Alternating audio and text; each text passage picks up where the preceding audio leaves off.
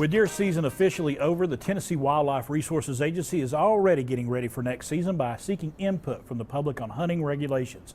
Matthew Cameron is here this morning to let us know how you can have a say in how hunting is regulated in Tennessee. Matthew, appreciate you making the drive up on a slick day. It was a pretty drive. Was it a pretty drive up from Morristown? It was, although there were several vehicles in the median. I'm glad there were no green trucks out there stuck or wrecked. I passed one of the green trucks this morning down around Jonesboro, but let's talk about this. You actually want to get the public involved in what goes on as far as the regulations concerning hunting.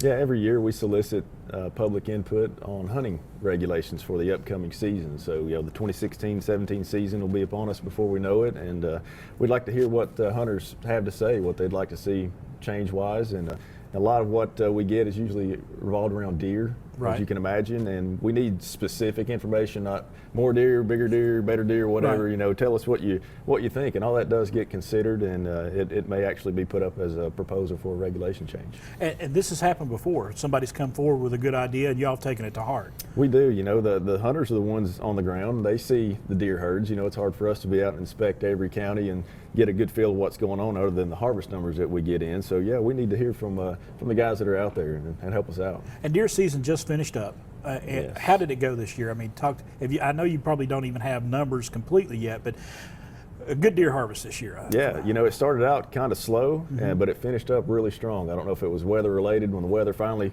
broke and cooled off, they really killed a lot of deer in December. So I think we exceeded last year's harvest. So it was a good year. Now, we're talked about deer so much, but you're wanting folks to give input on all types of hunting.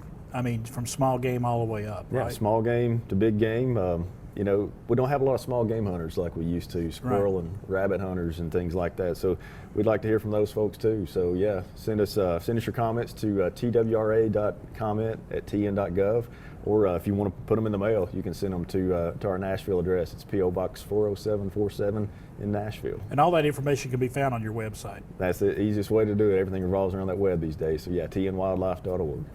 Switch gears just a little bit. I want people to get involved with the hunting, but one thing that's kind of caught my attention over the past few weeks is the fact that you've been getting some information about cougars, mountain lions, coming back into Tennessee. People have been catching them on wildlife cameras that they've set out and everything, and y'all have actually got a dedicated page on your website for that now. We do. Go to our website and you'll see the page right there on the main page, Cougars in Tennessee. Because if you Google search cougars, you're going to get some interesting results. So you don't want to do that. No, let's don't do that. So let's talk about the wildlife. Go to our page and go to Cougars in Tennessee, and you will get information on, mountain lion, cougars, whatever you want to call them in Tennessee. Now, they had been here historically. They had been in this state before. They kind of went away, and now they're trying to, it's almost like a trickle-back effect. They're coming back in slowly. In West Tennessee, Middle Tennessee, we've got evidence that they're there. Not so much in East Tennessee so far. Yes, the eastern cougar is extinct. It's been gone for almost a century. They're just not here anymore. And the species we're seeing now is the western cougar, closely related, but it's making its natural range expansion from the western U.S., where they're really plentiful. Now they're coming east, and Missouri's had them for a while. They haven't had any incidents between humans and cougars, no attacks or anything like that. So people are coexisting with them well. Somehow they've got across the Mississippi River. I don't know if they got on a barge or they found a bridge somewhere. Good swimmers, one or the other. Who knows? But we've confirmed them in Obion and Carroll County, and in as far east as Humphreys County, which is just west of Nashville. Do you think eventually they may, or the biologists telling you they may expand that territory even further east? Yeah, it's possible. It's going to be a very, very slow expansion because, with only 3 cats, I think there's been 4 sightings, but I think 2 of them were the same. That's just a few cats, and it's going to take a lot more than that before we have an established breeding population. So yeah, they may make it here, but it's probably going to be decades. And we have bobcats here, so we know that the ecosystem here can support cats of pretty good size.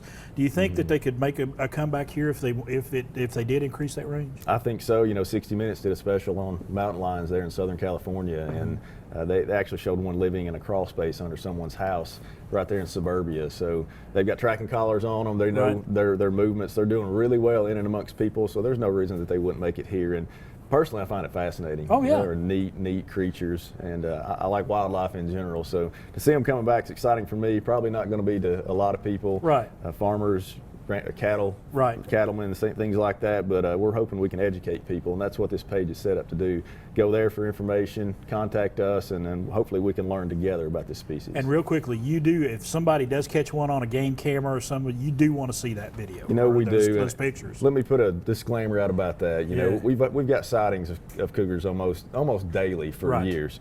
It's really picked up since we've had confirmed sightings. Right. A lot of what we're getting though are hoaxes, Okay. and we're pursuing avenues where we could charge someone with some kind of false report when they intentionally send us knowing that they're Yeah. sending us a false report. We don't want those, obviously. But if people If see, it's true data, hear you want something, you know, absolutely. I think Okay. anybody wants to see that. So we have a process. Call us, let us Right. know, and the more information you can gather, pictures, photographs, tracks, to help us, that's what we want. All right, Matthew Cameron, thank you so much for coming up today.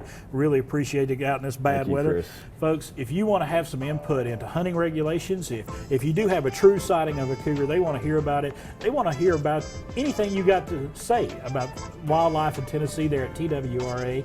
I tell you, get on their website. It is a wealth of information.